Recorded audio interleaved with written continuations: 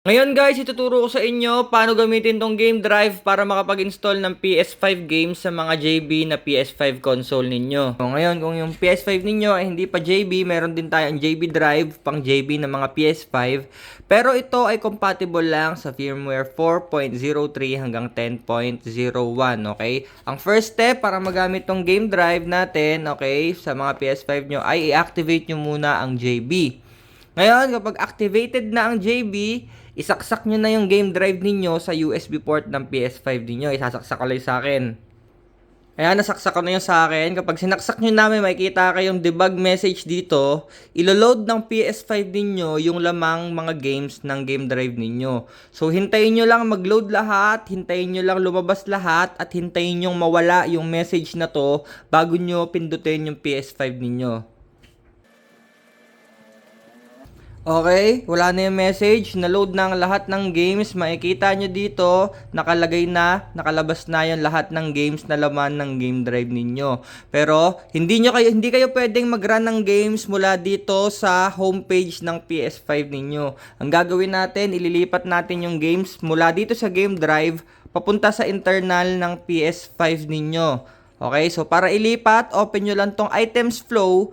Kung hindi nyo makita, punta kayo sa game library. Dito nyo hanapin, items flow, open nyo lang. Ngayon, sa loob ng items flow, merong PS5 app. Katulad yan, i-open nyo lang yan. Press X. Select nyo yung change app path, then press X. Dito sa kaliwa, ito yung internal storage ninyo. Ito sa kanan, ito yung game drive ninyo. May kita nyo rin dyan yung mga games na laman ng game drive ninyo. Okay, by default, dito siya nakaselect sa internal storage ninyo. Para malipat dito sa kabila, press R1. So, R1.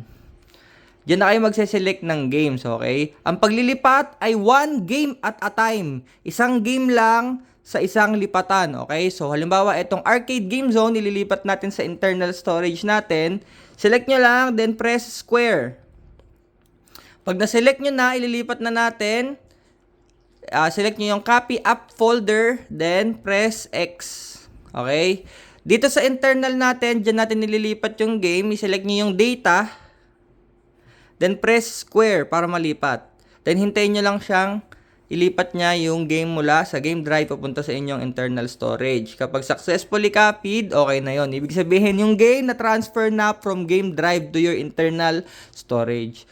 Ngayon, pag gusto nyo maglipat ng pangalawa, pangatlo, pang-apat o panlimang game, gagawin nyo lang ulit yon dahil lang paglilipat ay one game at a time lang or isang game per transfer. Okay, so gawin nyo lang ulit yon, i-replay nyo na lang, change up path, i-select yung game, copy up folder, ilipat yung game doon sa data folder sa internal storage ninyo, okay? Ang mahalaga lang, kailangan yung game na lalaroin ninyo ay nailipat sa inyong internal storage at wala na sa game drive, okay? Ngayon, kapag nailipat na ninyo yung mga games na gusto nyo nalaroin sa internal storage niyo, press nyo na yung home button, PS button. Diyan sa switcher, tanggalin nyo na yung items flow, i-close nyo muna. Ngayon, kapag na-close nyo na, pwede nyo nang hugutin yung game drive. Okay, makakapaglaro na kayo kahit hindi nakasaksak yung game drive as long as nailipat na yung game from game drive to your internal storage. Kapag nahugot nyo na yung game drive sa PS5 ninyo, i-restart nyo muna yung PS5 ninyo, okay? So, restart. Ayan, pagka-restart ng PS5 ninyo, i-activate nyo na muna ulit yung JB. Pag na-activate na yung JB, na-restart nyo na, i-open na natin yung game na nasa loob ng inyong internal storage. Paano gawin? Punta ulit kayo sa items flow. Pag hindi nyo makita, punta kayo sa game library. Items flow. Sa loob ng items flow, open nyo ulit tong PS5 app. Change app path.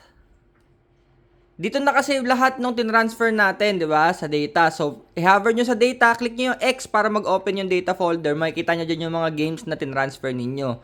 Arcade Game Zone, para may select, square button. Click nyo yung square. Pag nasa square na, click nyo na yung launch para mag-open yung game. Okay? So, yan, pwede na kayo maglaro. Ngayon, next time, kapag maglalaro ulit kayo ng same game na na-open nyo na ng first time, dito na kayo magpupunta sa items flow.